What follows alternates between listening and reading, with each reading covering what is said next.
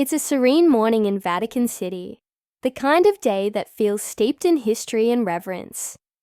St. Peter's Basilica stands tall, a symbol of faith and tradition, drawing visitors from all corners of the world. But today, something unusual is about to unfold.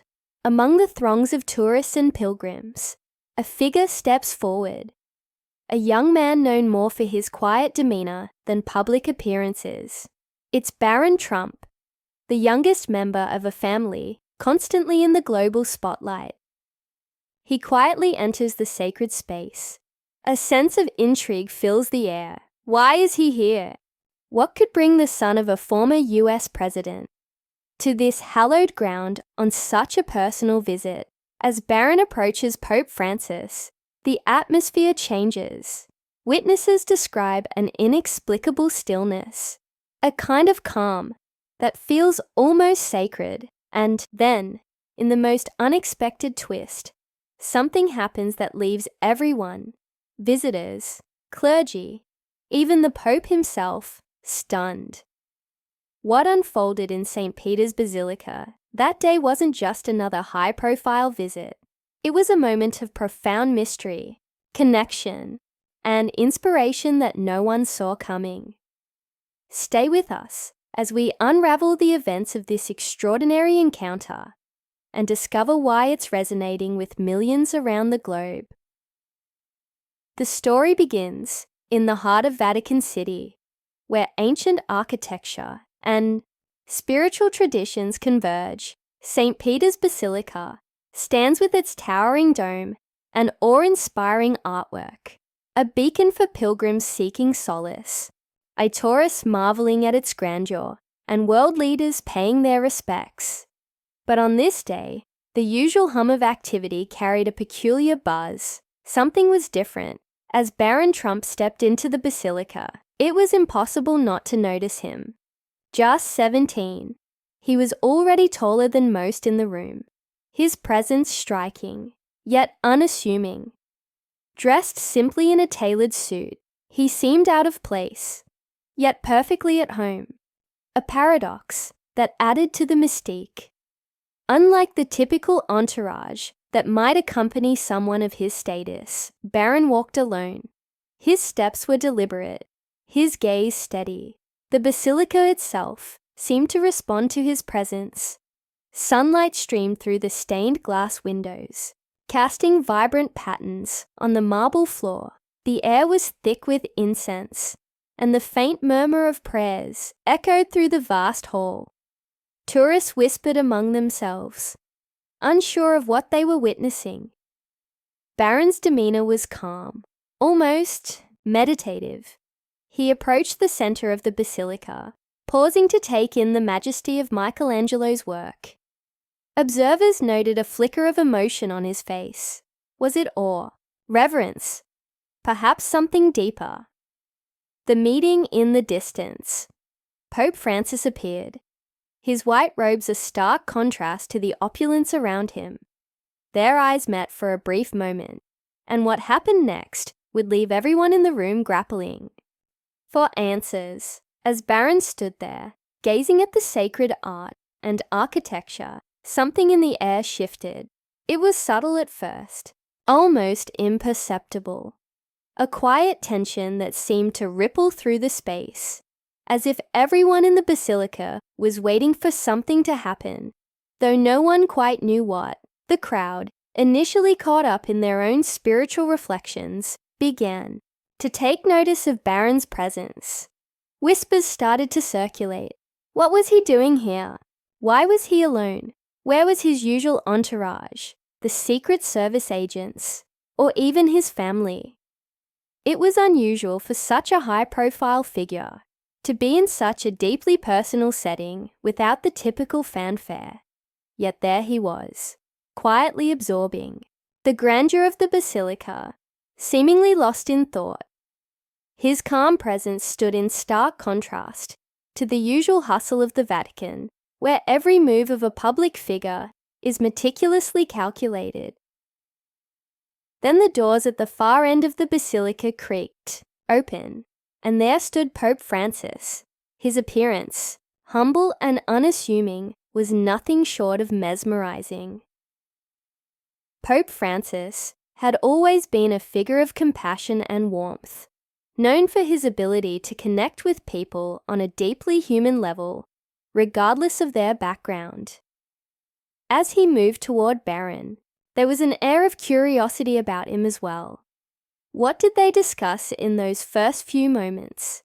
What was exchanged between the two that felt so significant, yet impossible to fully comprehend?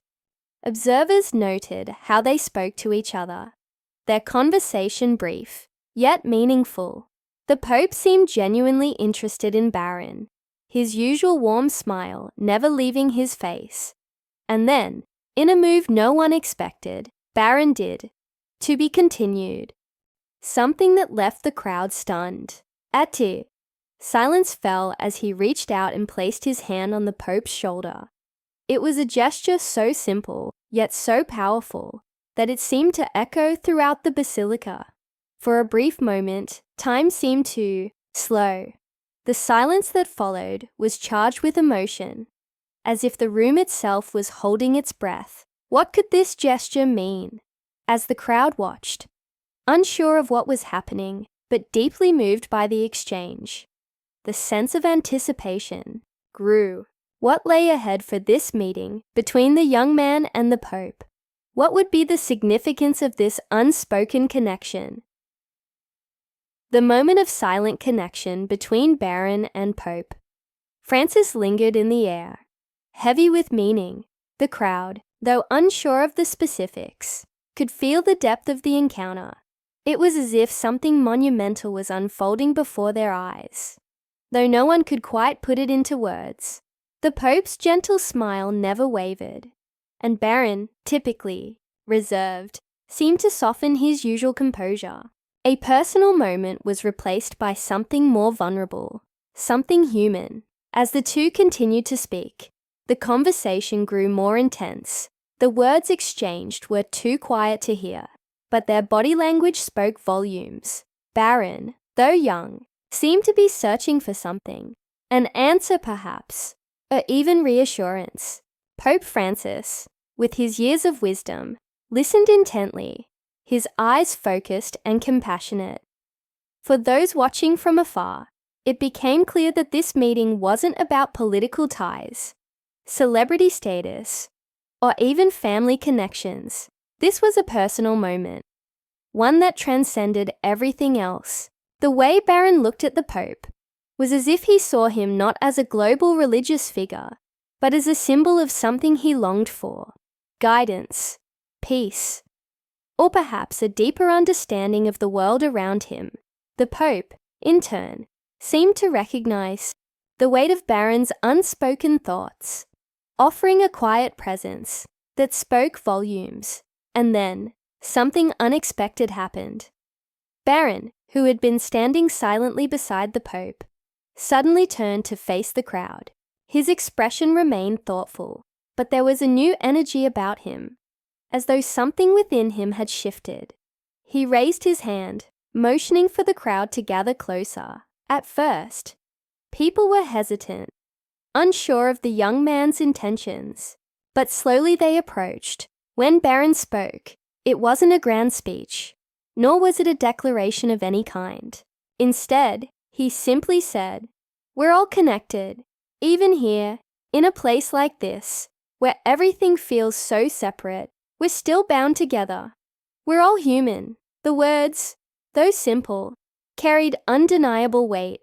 The crowd fell silent, as if absorbing the gravity of what he had just said. Was he speaking to the world? Was he addressing his own inner turmoil? Or was he trying to impart something deeper, something he had learned in that brief personal exchange with the Pope? Something profound had happened. The connection between Barron and Pope Francis seemed to deepen even further. As the crowd processed Barron's words, a new sense of curiosity took over. What was the true meaning behind this meeting? Was there more to this story than met the eye? And what had Barron learned during his time with the Pope? that could change the course of his life, and possibly the world, forever. As the final moments of Baron Trump's visit unfolded, an almost surreal tension filled the basilica. The crowd, still captivated by the exchange between the young man and Pope Francis, seemed to hold its collective breath, waiting for something monumental to take place.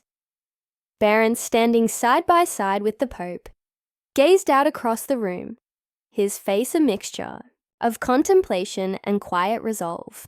For a brief moment, it was as if time itself had paused, caught in the delicate stillness of the moment. And then it happened.